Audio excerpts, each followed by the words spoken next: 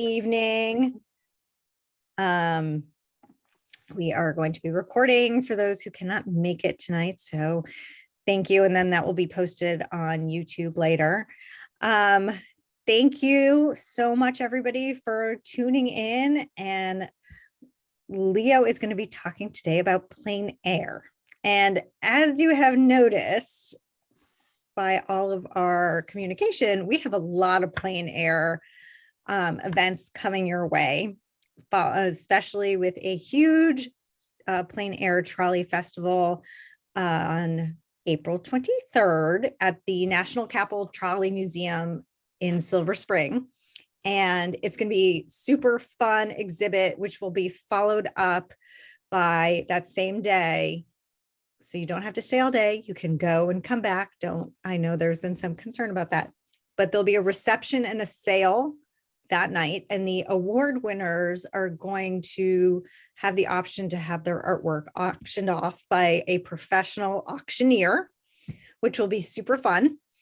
And you will get, the artists receive 75% of the proceeds of any sold works, and the other 25 will be a fundraiser for the National Capital Trolley Museum. So if you haven't already done so, please sign up, as you are going to be experts at plein air after Leo talks to us. But we also have a lot of other plein air events coming, especially with the nice weather. That's, get out there and take advantage of it. So with that in mind, I am going to turn this over to Leo Ramos, who's going to talk to us about plein air. I did send a video that was on YouTube that Leo did about plein air, which I think he's going to use as the preface of his talk, but he's also going to do a demonstration. And if you have any questions, just unmute yourself and shout them out, right, Leo? Or yeah, just and if you're uncomfortable with that, put them in the chat and I can shout out for you. Yeah, that works. So hello, everybody. I want to thank Jennifer and Kathy Tennant, I don't know if she's here today, for inviting me to this event. I'm honored that they would consider me for this. I'm a new instructor, so I'm still learning how to teach. I teach at the Yellow Barn Studio. I'm also the studio manager there. At the Yellow Barn is where I began painting back in high school, and it's essentially where I learned how to paint. I had a hard time doing plein air early on, and some of you might have the same issues. That for me, lighting, the sun changing while I'm painting was really difficult. Like sometimes I would have a really strong light and then a cloud would come in and dull it. And then all of a sudden it'd come back up, it'd be in another place. So the shadows were off. And I had a really hard time early on with that. I preferred doing studio work like still life painting and figure painting until I started doing a workshop that Walt Bartman runs in Tillman Island. And if anybody's ever taken that workshop before, you know that that's like a boot camp for artists.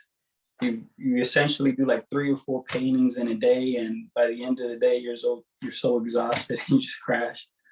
That's really when I started understanding plein air painting, and I realized a couple of things, or I understood a couple of methods that helped me simplify the process a little bit. And if you have all checked out that video that I posted on YouTube yesterday, we'll talk a little bit about that. But in case you haven't, I'm gonna do a demo today. It's not plein air because of course I'm in the studio and it would be a little difficult to do it outside. So I'm gonna use a photo reference, which isn't plein air, but it's basically the same concept, or the same way of applying paint that'll simplify the process. There's a couple things I think about before starting painting in plein air. And the first thing is timing. if you started painting in plein air at 11:30 in the morning, the sun's going to be directly above you. So all your shadows are going to be down. 12 o'clock is when the sun it's at its peak. So all the shadows are going to be, right below where your subject matter is. So I tried to stay away from painting in plein air from 10:30, 11 to 1. So if I'm going to do plein air, I'll do it early in the morning, at the latest until 10, or anytime after 3 o'clock in the afternoon. The reason being is since the sun is shifting, the shadows that are getting cast are more dramatic. They're at an angle, so it makes for a more interesting painting. And then the second thing I pay attention to is my materials.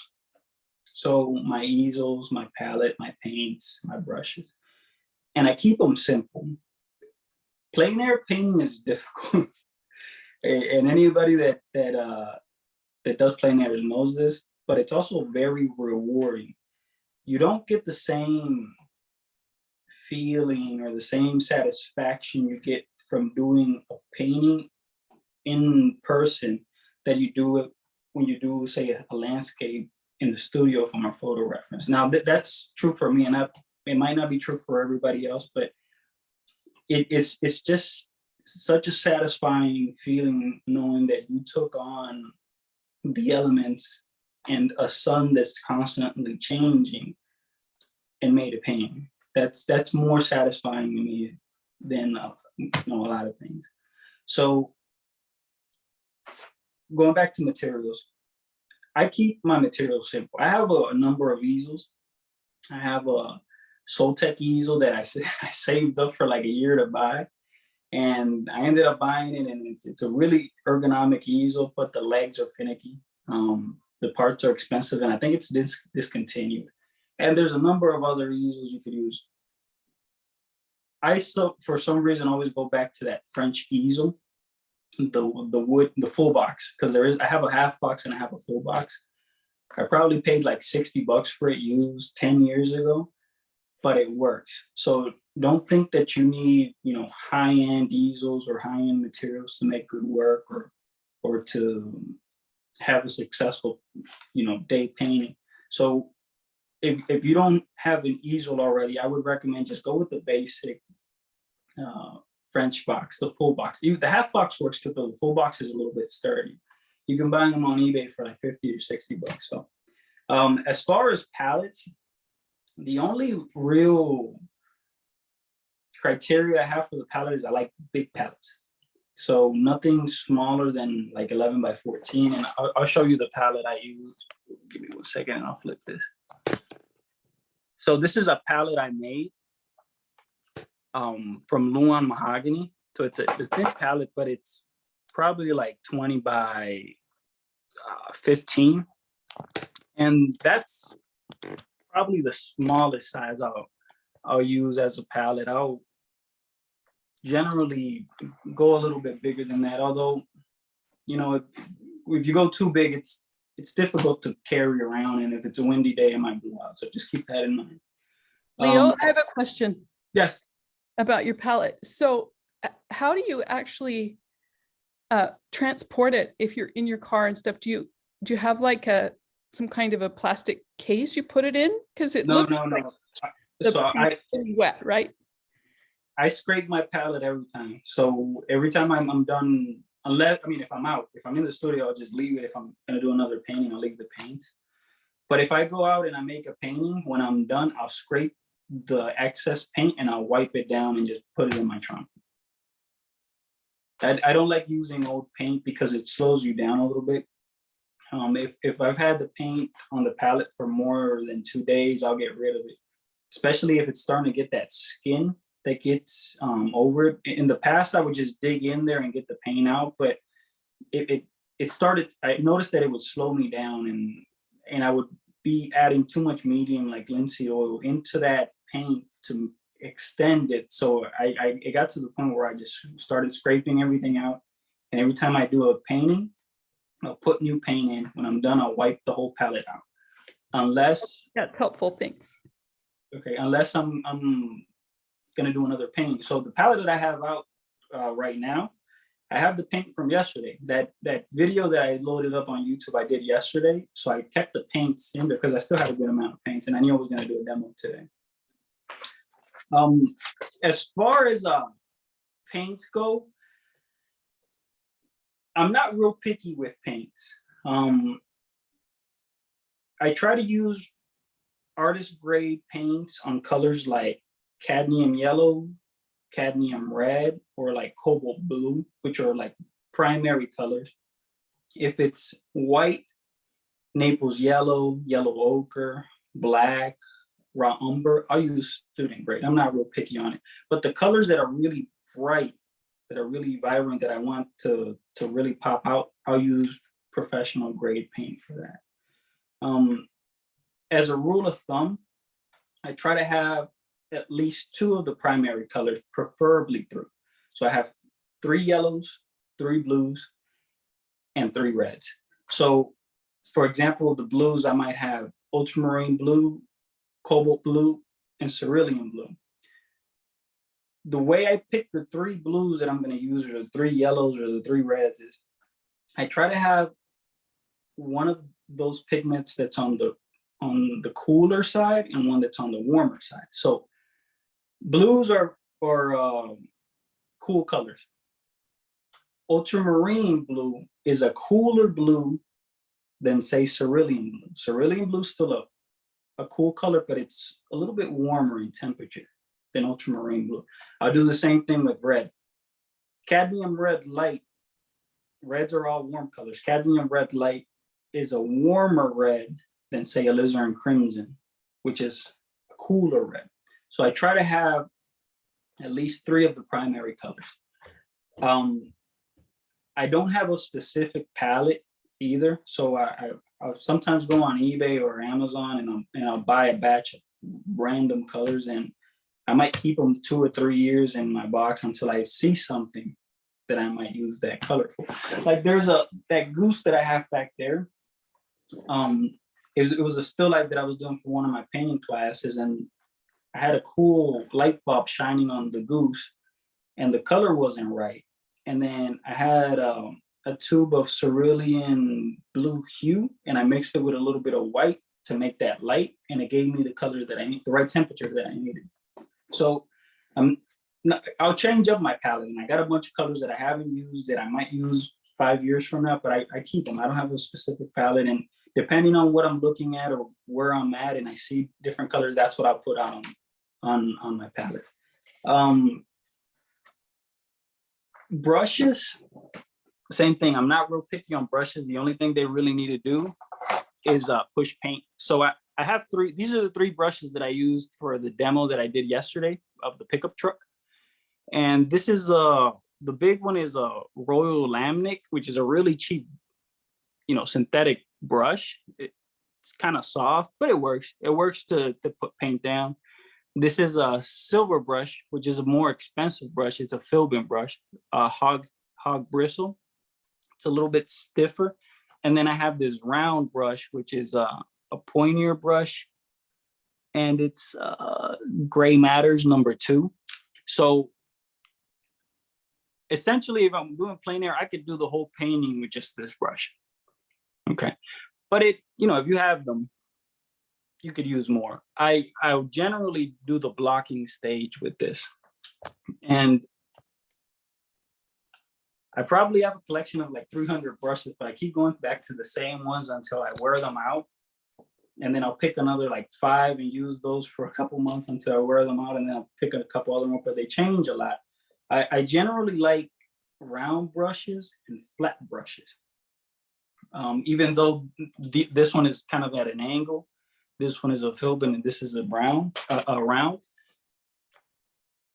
When I started really looking at artists that drew my attention, there were artists like John Singer Sargent, Joaquin Sorolla, Cecilia Bow, Andrew Zorn, whose work really appealed to me.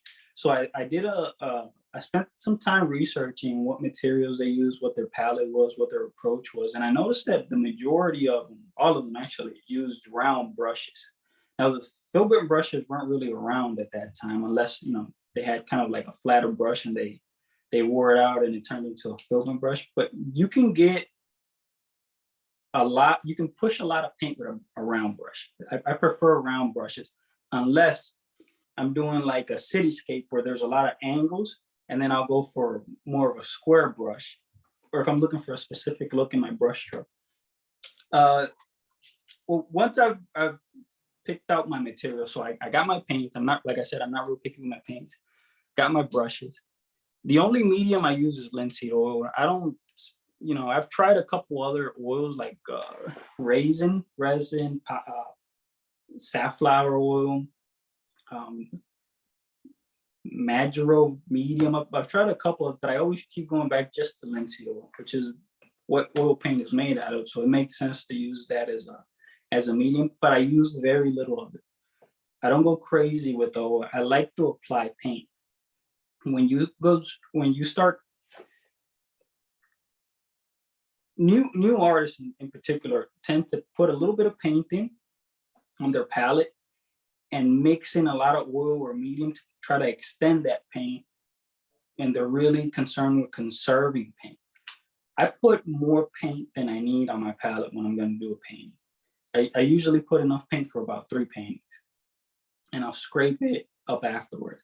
It took me a long time to be able to do that because I'm kind of a cheapo in that sense, and I don't want to waste money, but in the long run, you're going to get better paintings if you approach it that way, if you're not over economical with your paint. So I use a good amount of paint, especially on my second layer. Leo, one question. Why do you Yes. prefer it angled to a flat brush? I don't. This is just actually the one I was using yesterday. So instead of getting another one dirty, I'm going with this one for today too. There are some advantages with that tip. You can get some corners in and have a little bit more control, but I don't focus so much on the details on my paintings. If you look at them in person up close, there isn't a lot of detail. It's kind of an illusion of detail that I try to look, in effect, that I try to get. So that, I guess what I'm trying to say is I'm not real picky on brushes. This is as good to me as a flat brush or, you know, any other brush. And this is a real cheap brush. I think this brush is like $1 or $2 or something like that. As long as it pushes paint, then it works. A good habit to have in any painting, plein air painting, figure painting, whatever, is to sketch before you do your painting. I don't sketch before every painting, but I sketch every day. So I might do, you know, 2 or 3 paintings in a day. I use the sketch as a warm-up.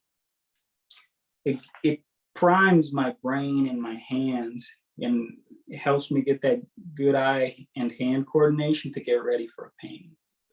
I've noticed that when I try to take on a painting without having sketched, or if I haven't done one, you know, right before, that I feel a little bit rusty, and it takes me some time to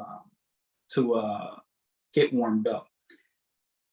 That's really inconvenient if you're doing plein air painting because you're working against the clock. The sun's moving.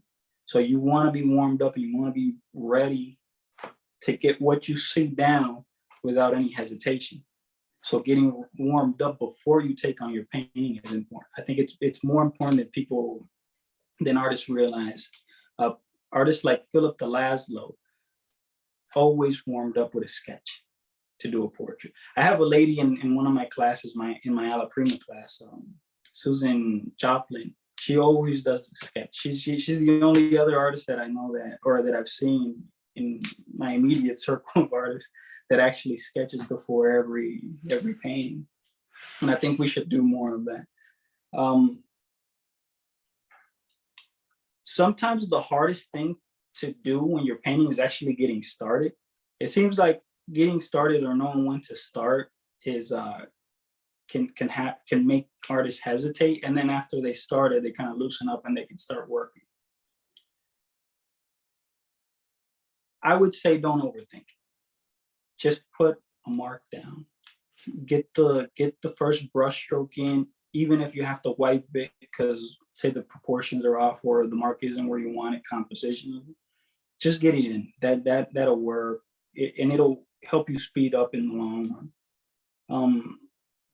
I work 90% of the work I do is in Alla Prima. I have a hard time coming back to paintings, and it's something in my personality that I'd rather get a painting done on the first session and then move on to the next one than, labor on into a painting where I started one day and then I work on it the next day and then I leave it for a week and then come back.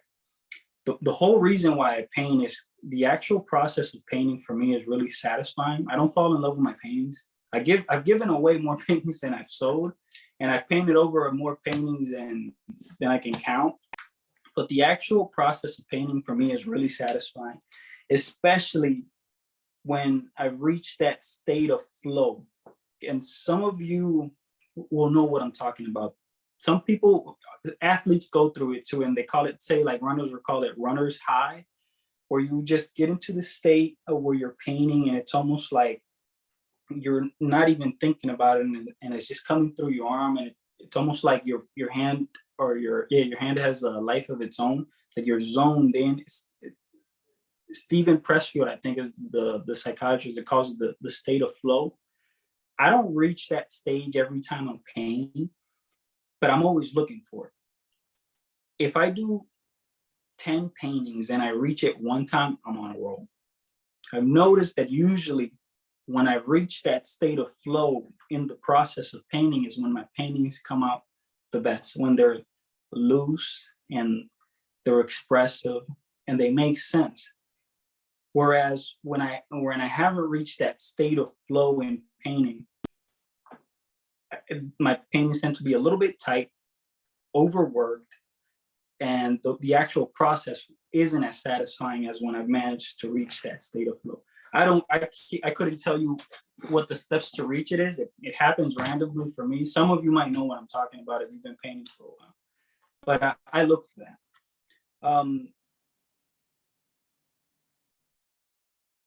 There's a couple of things I look for or I think about when I'm starting a painting.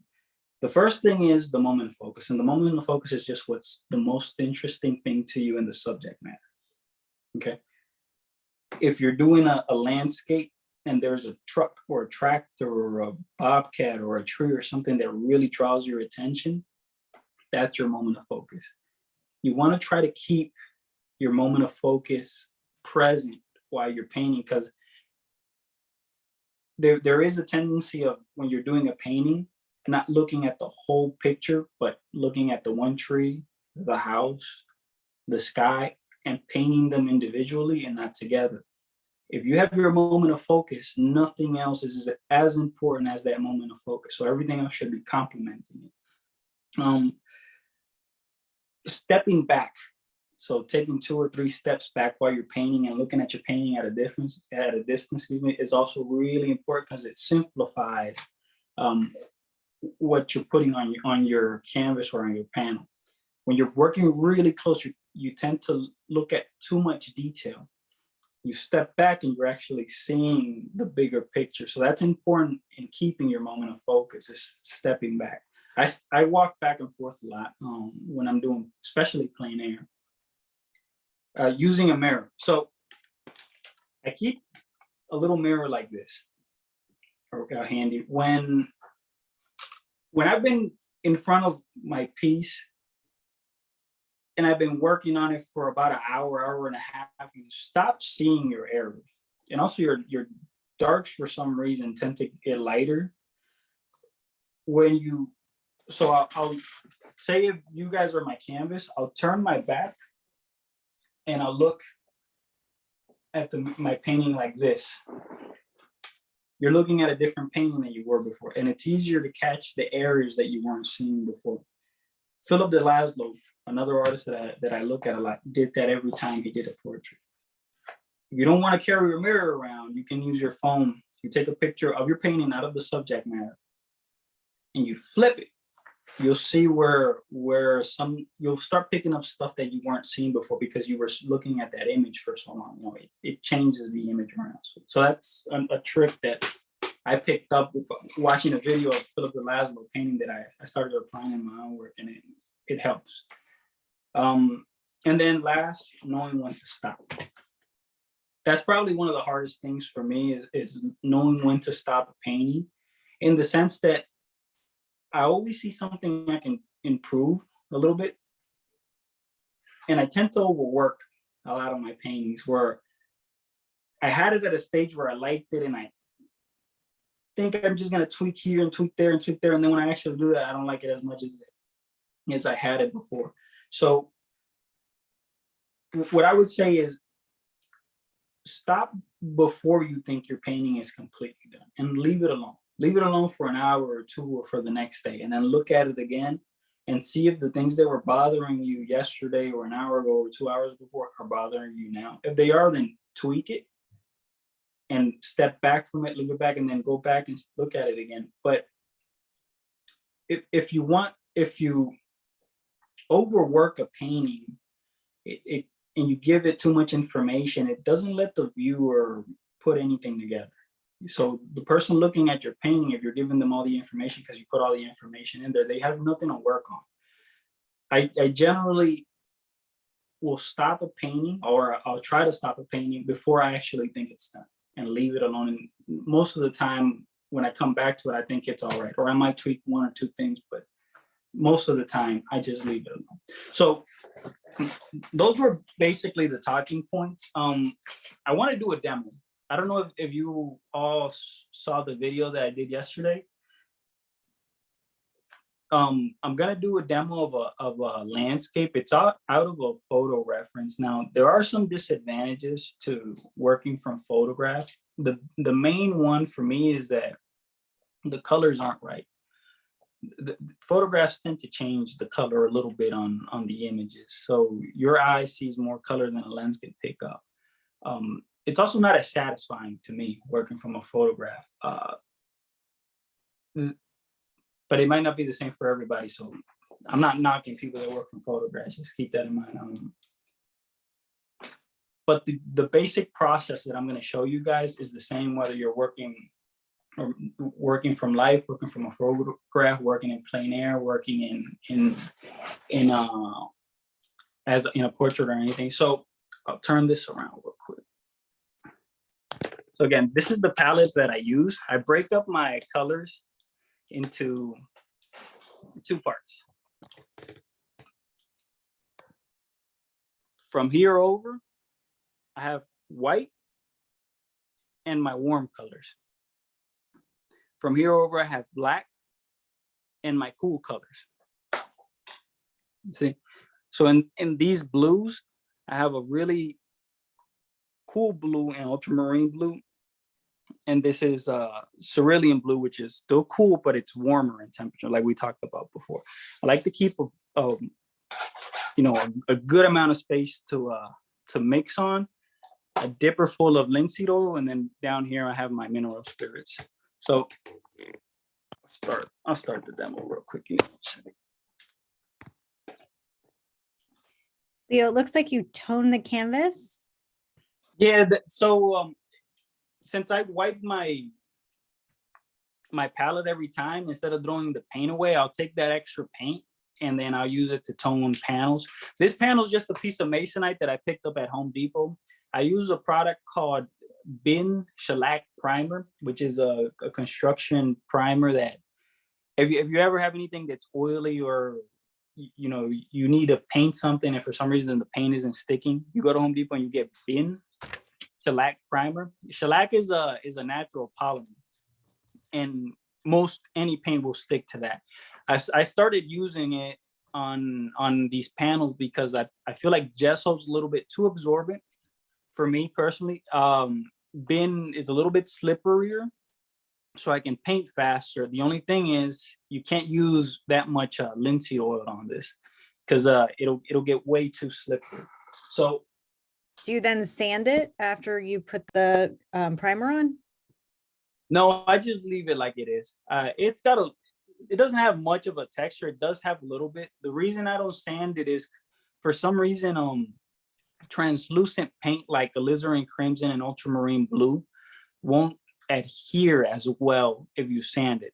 And I've noticed that that's true also even on gesso. Like if you have a really smooth surface and you got an area of your painting that has alizarin crimson or ultramarine blue, or even sap green, which is also translucent, and you scratch it, the paint pull off. So I generally don't sand. I did at some point until I started realizing that. So Interesting. I'll start the demo real quick. Basically, when I started painting, the thing I look at is the shapes in my reference. Oh, I'll show you guys this is my reference. So it's just a simple landscape that I pulled up, and I'll try to keep this as simple as possible. Basically, what I'm going to be looking for is shapes. So I'll start real thin. And the reason I'm using alizarin crimson is since it's a landscape painting and there's a lot of green and a lot of yellow in my reference, I want to use a color that's close to the primary. I normally won't put the horizon line right in the middle, but for the purposes of this demo, I'll do it now. So I already have 3 shapes. I have this shape here where my tree lines are going to be. This shape here, that's the foreground. And this shape up here, which is the sky. Now I need to put a little bit more.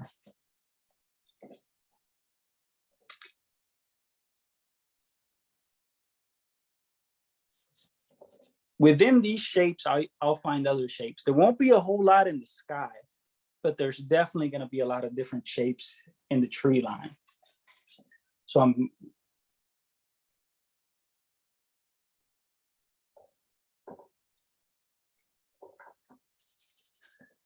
when I put my first layer of paint in, I go really thin. I follow that thick over thin rule. If you go too thick in the beginning, you're going to have a hard time putting in a second layer of paint. It's going to be a nightmare. And you'll have to really wait until it dries up a little bit or it gets a little bit more tacky so that when you put your second layer in, it doesn't mix in with your first layer. So the only real way to mitigate that is to go thin, really thin. And again, I'm not worried about detail at this point. I'm just looking for shapes. Leo, did you already do a sketch for this that you could share with us, or your photo reference? Yeah, I did it before we got started. Here, I'll pull it up.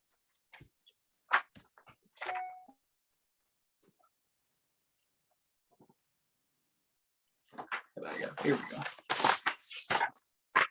So it's a simple sketch. All I did was get my shapes in, look at where the darkest part would be in relation to everything else. Now, usually on the sketches, I don't spend more than a minute or two. Like I said, all it is for me is just a warm up. So I'm not real worried about detail or if the proportions are exactly right or any of that. I just want to get my hand and my eyes warmed up before I actually do the painting.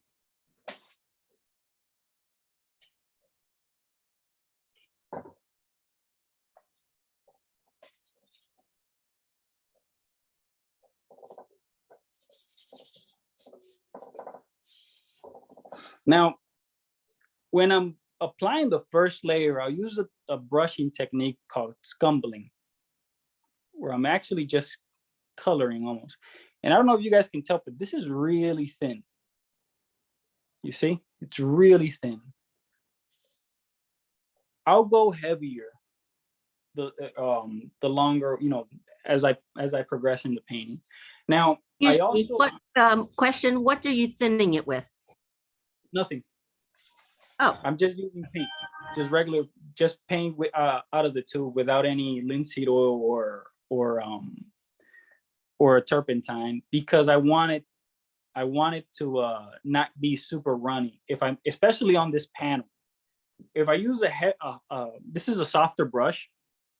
If I use a harder brush like a hog hair brush, and I'm working on this panel, you can see that it pulls the paint out and you can start seeing the background. And that's kind of annoying when you're trying to get put paint down and all of a sudden your background's shining through. So I go real light with the medium, especially on these panels. You can get away with it a little bit more on canvases, or an absorbent surface. But for these panels, I prefer not to use any linseed oil in the beginning. I'll mix it up a little bit more if towards the end when I want to get a little bit more detail in, or if I want the paint to be a little bit thinner, I use a little bit of linseed oil, but not in the beginning. So I block that in. I just want to get this color in. Okay. I know that this is roughly going to be the color that I want for the sky. I might go a little bit lighter. So I know, and the sky isn't going to be the moment of focus on my painting. So on this one, I could go a little bit thicker at this stage, or I could add a little bit of linseed oil and make it runnier if I just want to leave a thin layer of paint. Like right there, I mix it with a little bit of linseed oil. You see how it's a little bit runnier and it doesn't leave as much of the background shining through.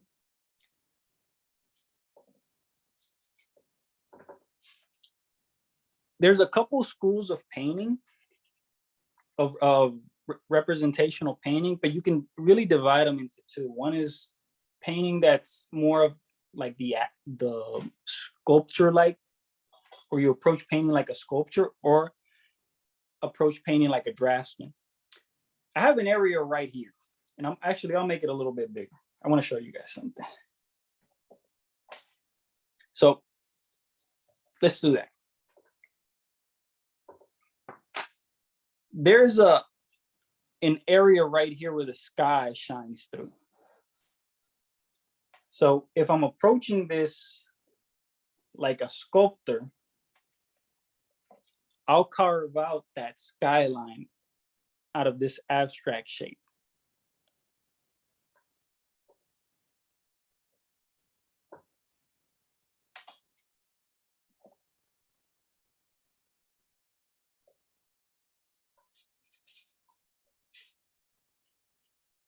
You see? So it's all right if proportionally this is bigger than what I'm actually seeing, because I can go in with the background and carve it down to the size it's supposed to be. I look for a couple things when I'm applying paint. I generally, if I'm looking for shapes first of all, but then I look for value and I look for the mid-tone.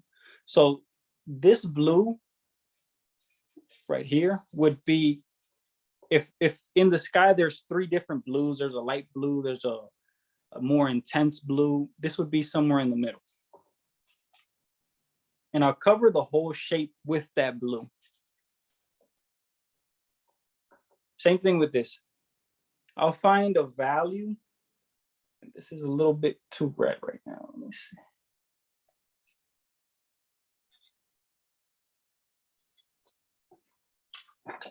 I'll find a value that's a mid-value, a mid-tone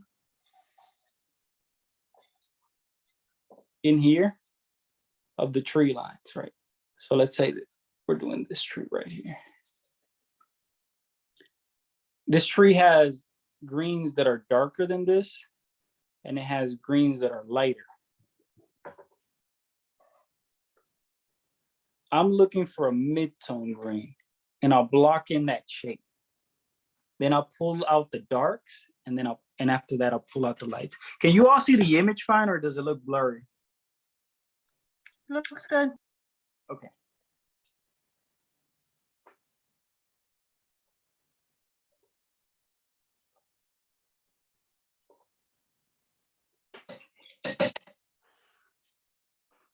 So now that I've blocked in these two shapes, I'll block in my last shape, which is the foreground. And again, there's some greens in here that are lighter and some that are darker. I'll look for the green that's in between Let's see if I can mix that up. In between and blocking the whole shape like that. At this stage, since I'm going real thin, and this is my first layer, it doesn't really matter what direction I'm stroking my brush, because this is going to get covered over with, or at least most of it is anyways. So I'm not real worried about what direction I'm going in. The only thing I'm focusing on right now is blocking in my shape with the mid-tone and getting my canvas covered. Especially, I don't have an issue right now because I'm working on a gray tone canvas, but if I was working on a white canvas, like I did on the truck that I did yesterday, and I leave some of that white shining through, it's going to be really difficult for me to judge my values. Everything's going to be darker until everything is going to be a dark until I cover up all that white. So I want to cover my canvas as quickly as possible. Okay, now that I got my shapes in, I'll go back to where the tree lines are, since this is, for me, one of the more interesting parts of the subject. And I'm gonna start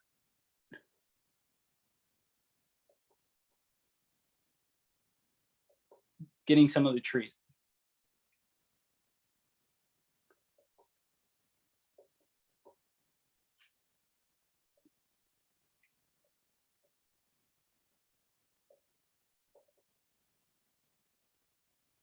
I'll find an area that's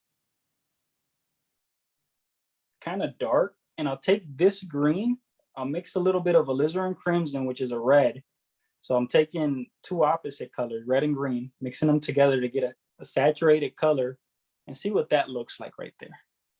That looks really dark, and I have no black in there. It's just the green that I mixed up here and alizarin crimson. You can make a landscape painting without any black. I use it in my palette, but if I didn't have it, it wouldn't be the end of the world either.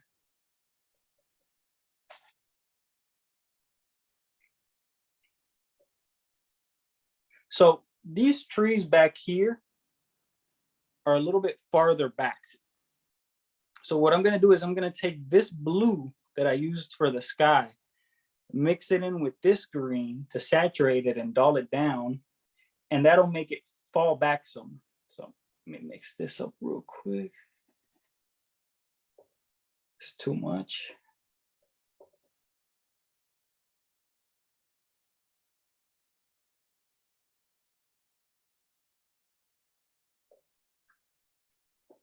Same thing over here. I want these trees on this part of the tree line to fall back some. So I'm mixing it with the color of the sky. That'll make it fall back. This has red and green. There's nothing in the background like that, so it'll come forward more. In this shape, this was one shape in the beginning. Now I'm finding a shape here, a shape here, a shape here. So I'm looking for shapes within shapes.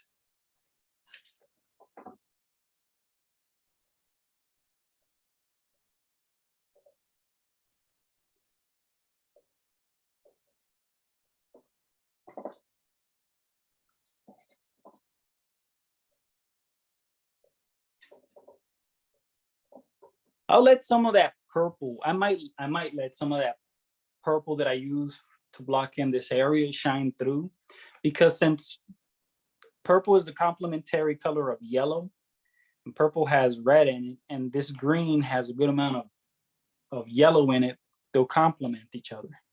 So I'm always keeping that in mind. Now, my reference doesn't actually have these colors, but I'm using my artistic license to manipulate the image to make it a little bit more interesting.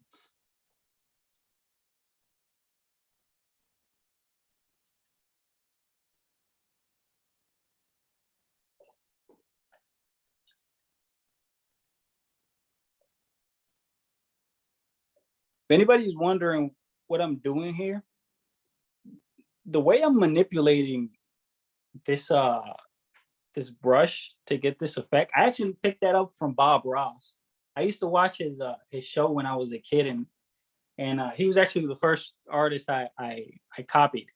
And I remember he used to make a line like this and then sweep like that. And every once in a while, his brush strokes would do this and he'd get, trees like that. I thought that was kind of interesting. People knock Bob Ross, but I like him. So there's an area here where the trees are really far back. So again, we'll take a little bit of that blue up here.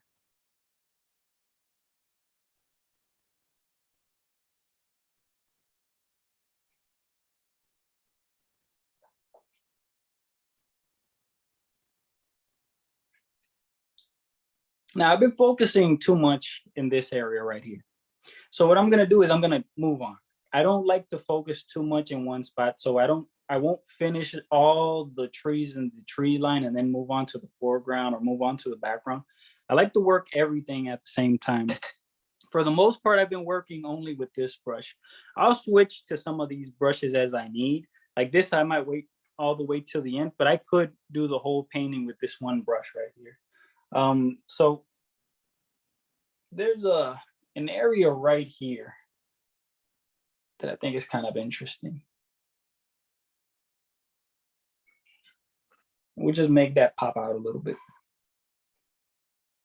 And we'll put some of that yellow in the foreground too. Now I'm keeping it, there's a lot of detail in my reference here in the foreground, but that wasn't the most interesting thing for me. So I'll edit that as I see fit. So I might just put a couple of brushes of yellow to make it a little bit interesting, and then that's it.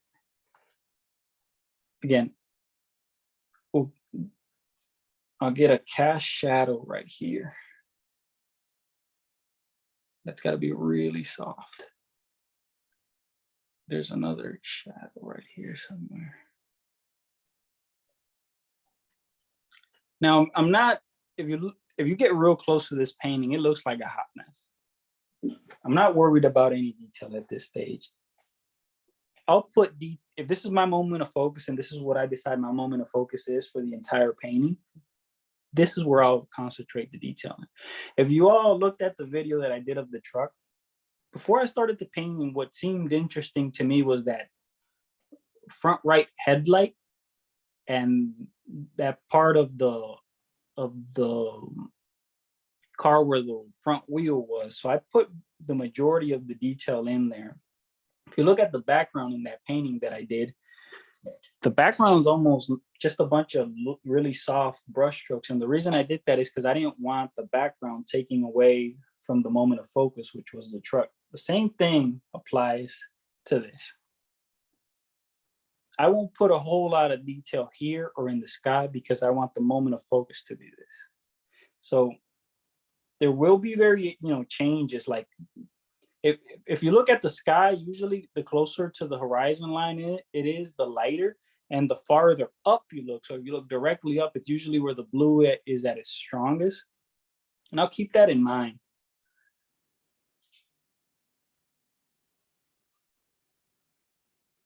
So this blue,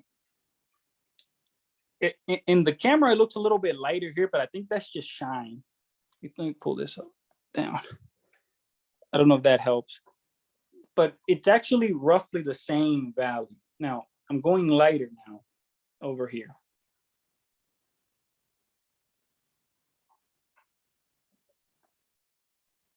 And I'm working loose. So at this stage, I can start bringing out some of those areas in the tree line where the sky's shining through, and I'll manipulate that.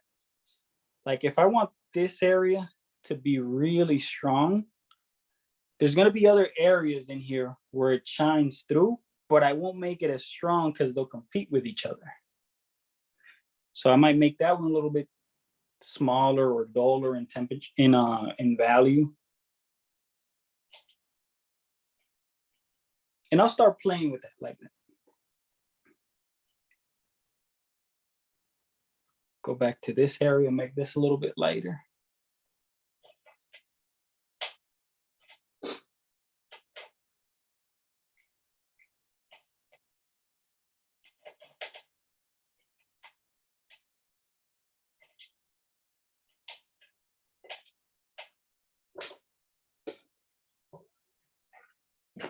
Okay, at this stage, it's still really abstract. It's essentially, it's an abstract painting, but I think most people could tell that this, it's a tree line. Right now, I got to make a decision on how much information do I want the viewer to see. So I decided early on that my moment of focus was going to be right here, right?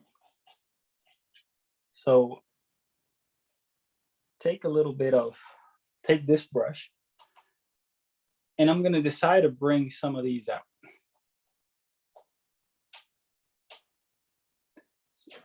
So the stem, and I'm using a little bit of alizarin crimson and black for this. That might be a little strong.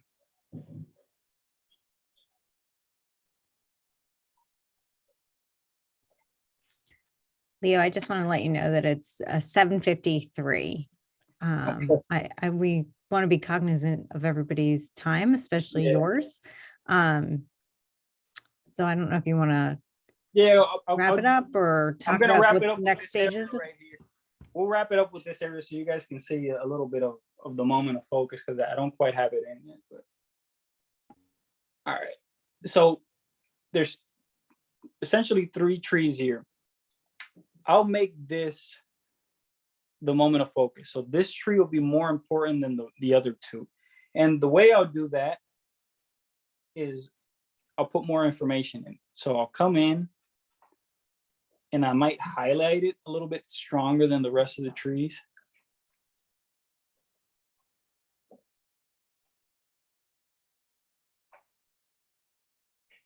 You see?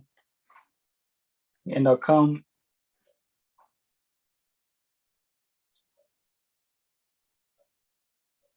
and bring this out a little bit.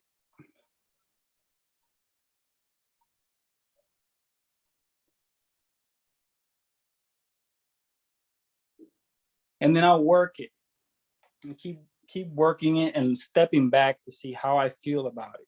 I might bring some areas to be a little bit lighter.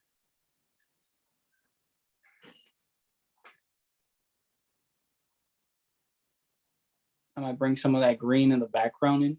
So I'll just keep working here. But right now, this is still my moment of focus. This is a little bit distracting. It's taking away from this area somewhat. So I'll push this back. Fortunately, we ran out of time, but I'll spend another hour doing this thing. If you haven't checked out the video that I posted on YouTube, you'll see the whole process from beginning to end.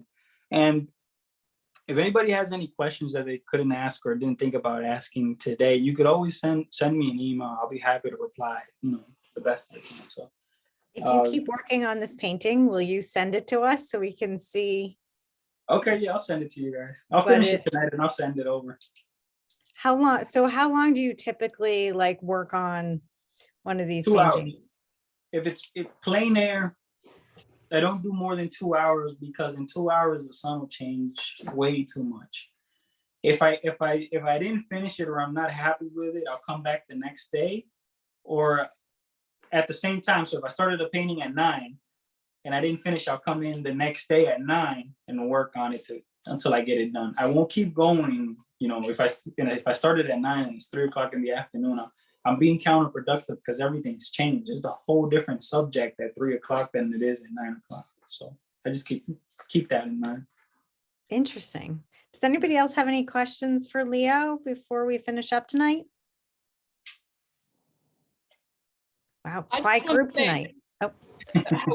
How great that was, Leo. You've just made me really excited about painting, and so thank you for your spontaneity and all your great ideas. Thank you. I will say this, one of the reasons that I quit my job was one day I was plein air paint. So I'll make this quick. I used to work at a construction company, and I climbed up the ladder to where I became an account manager. So I was basically a salesman. And last year I sold close to $1 million in work.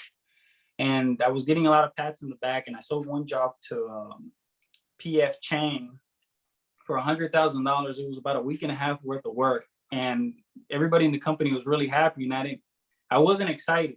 I got a commission to go paint a tractor for one of my coworkers, and I charged her $100 for the painting.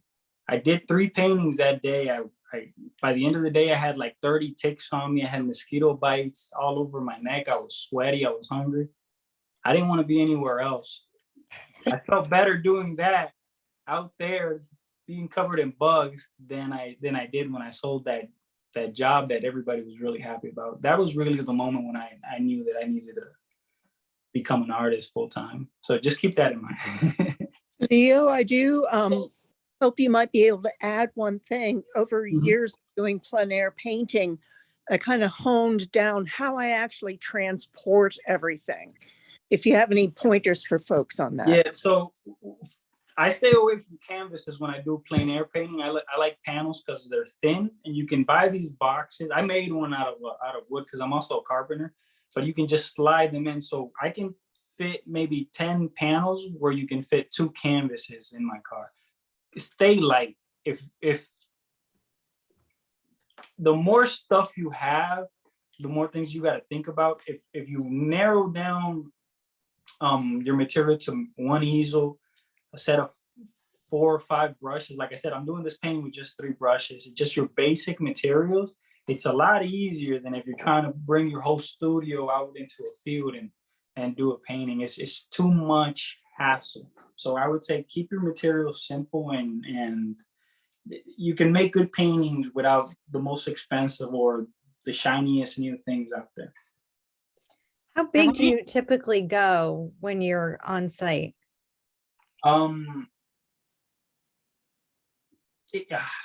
That's hard. It depends. It depends on what I have around, because I'll cut a bunch of panels to size, and I'll go anywhere from, I don't know, 11 by 20 or 3 feet by 6 foot, depending on how I'm feeling that day or what I'm looking at or how excited I am. I do a good amount of oil sketching, where like I got a commission to do a farmhouse one time, and I went one day in and I had this small canvas. I knew what the commission was, basically the farmhouse. So I did a painting in a canvas this big, which was like 20 by, I forget, it was like this, sorry. And then I came in a week later with a huge canvas, but I had already done an oil sketch ahead of time, so it helped out. So I'm not picky on size. It really depends on how I'm feeling that day, although smaller is more convenient. So that helps. I want to thank you so much for this great presentation. Getting to watch you paint was really informative. And can you or the MAA share your website so we can learn more about you? Oh, I don't have a, so I don't actually have a find website it. yet. Okay. Basically my info is at the Yellow Barn website. That they put up, my information there. And then I started that YouTube channel thanks to Kathy Tinnen. She when I picked up Gonzalo's class after he left the country, she said, "I have no idea who you are. We don't know who you are. You're taking over Gonzalo's classes, but we haven't even seen your work." So I decided to make a video so they could see what my teaching style was and how I worked. And Kathy Tinnen is responsible for all the time-lapse videos I've been making. So I don't know if she's here, but thank you, Kathy. Well, thank you. Do you mind sharing your email? Yeah, it's LA_art@iCloud.com. And if you email him and don't hear back anytime soon, his wife is about to have a baby any day. Maybe tonight. Yeah, she's really pregnant. But I try to get back to people as soon as possible. It might take a day or two, especially now, but I usually respond to all the emails.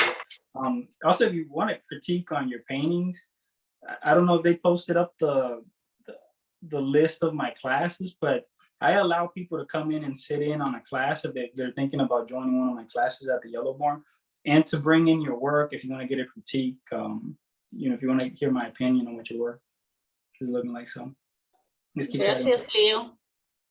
A la orden, gracias a usted. A una pregunta, Leo.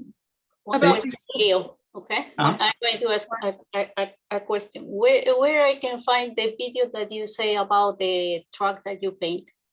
So I had sent it out actually a couple hours ago. I was a little late. Oh, But okay. I will send it out again along with the recording of this session so you can watch it. Oh, ok. Gracias, Leo. Está muy buena la presentación. Sí, adelante. Gracias, un placer. So I had a question about the Yellow Barn. So do they have artist studios there, or is it just a place where you can take classes? It's a place where you can take classes. I think there's like 35 instructors. There's like over 80 classes.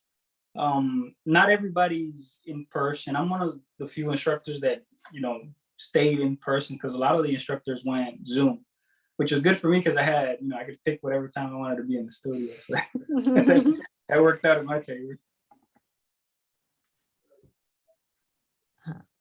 Awesome. All right. Thank you. Okay, Leo, thank you. Congratulations in advance of your baby. Your life is about to become more amazing and more complicated, but it's all good. All good. And thank you so much. This was so helpful. And everybody who's still logged on, I hope this inspires you to paint with us in plein air soon.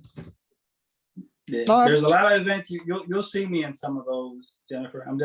I was gonna go to the last Labor Day Paint the Town show because I competed in it 3 times and I got an award all 3 times. And then this past year, I got COVID like a week before the event, so I had to stay home for about a month. Oh God. Yeah. I've got a plein air event on Friday.